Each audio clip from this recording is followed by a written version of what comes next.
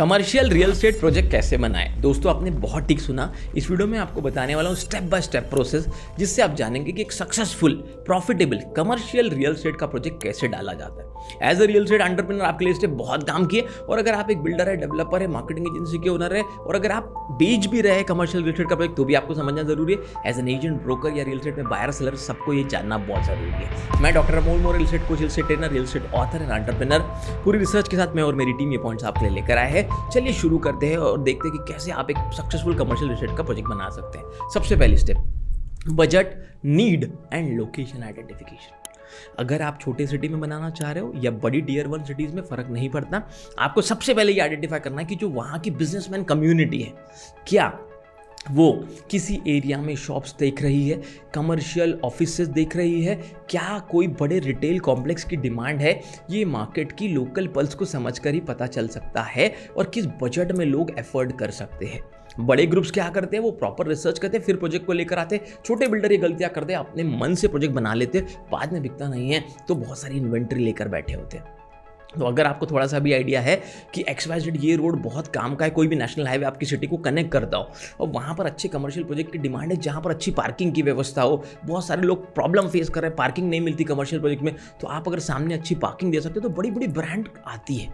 तो लोगों का बजट, लोगों की ज़रूरत और लोकेशन, ये तीनों चीज़ों को प्रॉपरली आइडेंटिफाई करके, अभी मैंने लैंड फाइनल करने की बात नहीं की है, मैंने एरिया, लोकेशन फाइनल करने की बात की है कि कहाँ पे कमर्शियल प्रोजेक्ट की अच्छी डिमांड है। आप छोटे से छोटे गांव में क्यों ना हो, 90,000 1 लाख पॉपुलेशन, हमारे एक क्लाइंट है जो गुजरात से है, और एक छोटे से शहर में जहाँ की 90,000 पॉपुलेशन है, वहाँ उन्होंने एक सक्सेसफुल कमर्शियल प्रोजेक्ट लाया है। CEO कोचिंग के बाद, डिस्कशन करने के बाद, बहुत स्ट्रेटेजिकल लोकेशन पर वो ये प्रोजेक्ट कर रहे हैं। तो आप भी एक सक्सेसफुल एंटरप्रेन्योर बन सकते हैं अगर आप इन सब पॉइंट्स को ध्यान रखें।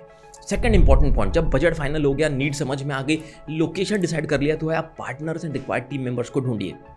हाँ दोस्तों, अगर सफल रियल एस्टेट एंटरप्रेन्योर बनना चाहते हो तो अकेले दौड़ने से बहुत काम नहीं होने वाला। या तो आपको अच्छे टीम मेंबर्स हायर करने पड़ेंगे, या कुछ ऐसे को-फाउंडर पार्टनर लेने पड़ेंगे जो अलग अलग डिपार्टमेंट को संभाल सके। क्योंकि अगर रियल एस्टेट इंडस्ट्री में बड़ा काम करना चाहते हो, आपको कम से कम 7 से 8 अलग अलग डिपार्टमेंट स्टेबलाइज करने पड़ेंगे अपनी कंपनी के अंदर, तभी आप ग्रो कर पाएंगे अपने रियल एस्टेट के बिजनेस को। तो पार्टनर कैसा होना चाहिए, या टीम मेंबर कैसे होना चाहिए, जिनके पास डिफरेंट स्किल्स हो अलग अलग डिपार्टमेंट को मैनेज करने की, चाहे मार्केटिंग हो, चाहे सेल्स हो, चाहे ऑपरेशन हो, चाहे HR हो, चाहे फाइनेंस हो, लीगल हो, मैनेजमेंट हो, बहुत सारे अलग अलग डिपार्टमेंट जो बहुत बड़ा रोल प्ले करते हैं। आप सफल एंटरप्रेन्योर होना चाहते हैं, सही पार्टनर्स को चुनिए जिनको अलग अलग लेवल का नॉलेज हो। अगर दोनों पार्टनर का नॉलेज सेम होगा तो कंपनी बड़ी कैसे बनेगी। ये था सेकंड बहुत इंपॉर्टेंट पॉइंट, अगर आप successful commercial real estate project डालना चाहते हैं तो। लेकिन अगर आपने चैनल को सब्सक्राइब नहीं किया तो तुरंत सब्सक्राइब करके बेल आइकन को हिट करो। हम नहीं चाहते ऐसे important practical value added video आपको भी मिस करें। Point number 3, proper research and land finalization. दोस्तों अब ये बहुत ज़रूरी है कि आप अब एग्जैक्ट लैंड के पार्सल को लेकर रिसर्च करें कि ये जो 10,000 फुट, 20,000 फुट, 50,000 फुट या 5 एकड़ लैंड आप ले रहे हैं, जिसमें कमर्शियल प्रोजेक्ट लाना चाहते हैं, ये कितने मीटर रोड टच है। 9 मीटर है, 12 मीटर है, 15 मीटर है, 18 मीटर है, 24 मीटर है, 36 मीटर है, कितनी सैंक्शनिंग मिलेगी, कितने फ्लोर का कमर्शियल कॉम्प्लेक्स आप बना सकते हैं, कितनी पार्किंग छोड़ सकते हैं। ये सब रिसर्च करके सही जगह को फाइनल कीजिए। ऐसा नहीं कि पहले जगह फाइनल कर लिया और बाद में पता चल रहा है कि इसमें ये प्रॉब्लम्स आ रहे हैं, क्या इसमें 100% कमर्शियल परमिशन मिलेगी, नहीं मिलेगी। ये सब को फाइनल करके अगर आप आगे बढ़ेंगे तो आप एक सक्सेसफुल रियल एस्टेट एंटरप्रेन्योर बन सकते हैं, और लोगों को उनकी सहूलियत के हिसाब से सही कमर्शियल शॉप्स, ऑफिसेस अवेलेबल करा सकते हैं। Point number 4, do proper sanctioning and bank types. आप सही सैंक्शनिंग के प्रोसेस को फॉलो कीजिए। जितनी भी लोकल परमिशन है, NOCs है, उसे जल्दी जल्दी लेना शुरू कीजिए। और जब आपको परमिशन मिल गई है, सैंक्शनिंग हो गई है, तो बैंक से टाइप शुरू कीजिए। जितना ज़्यादा आप लोगों को कन्वीनियंस दे पाएंगे, नेशनलाइज बैंक, अच्छे प्राइवेट बैंक अगर लोगों को फाइनेंस की फैसिलिटी देंगे, तो लोग जल्दी आपके शॉप बाय कर पाएंगे। अब ये हुआ पहले 4 लेवल पे आपने बहुत सारी तैयारी तो कर ली, लेकिन पॉइंट नंबर 5 जो बहुत इंपॉर्टेंट है वो है design marketing plan and mention USP।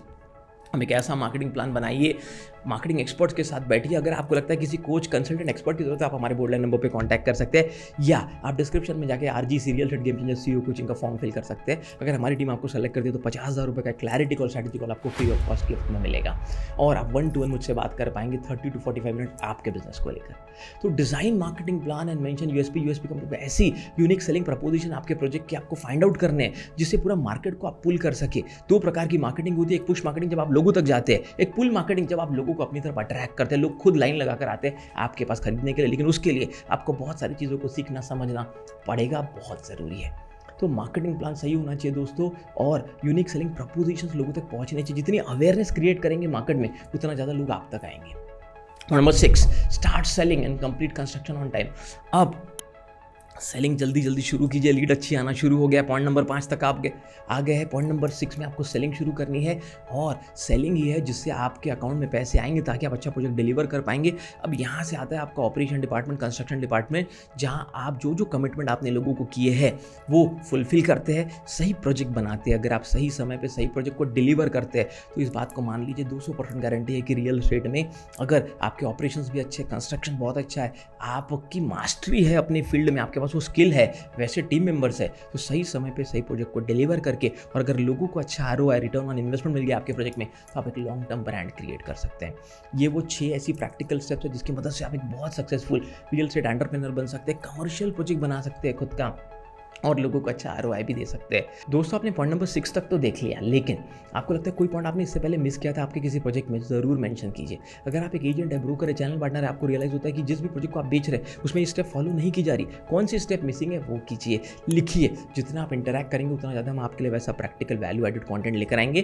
किसी और टॉपिक पर वीडियो देखना चाहते हैं ज़रूर कमेंट करके हमें बताइए। हमारे वीडियोज़ को लाइक करने के लिए, चैनल को सब्सक्राइब करने के लिए आपका बहुत बहुत धन्यवाद। और इस चैनल को इंडिया का number 1 leading real estate channel बनाने के लिए, हमारी book real estate game changer को नेशनल बेस्ट सेलर बुक बनाने के लिए आपका बहुत बहुत धन्यवाद।